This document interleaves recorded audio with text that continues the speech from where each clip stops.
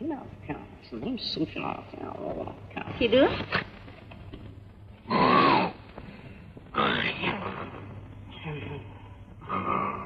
সিধু, ও সিধু,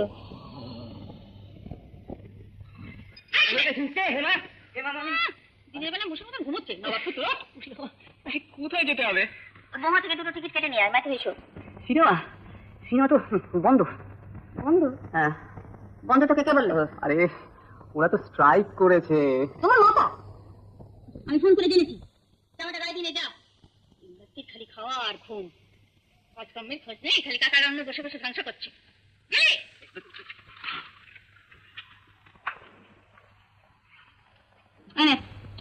নিচ্ছি, দাঁড়া।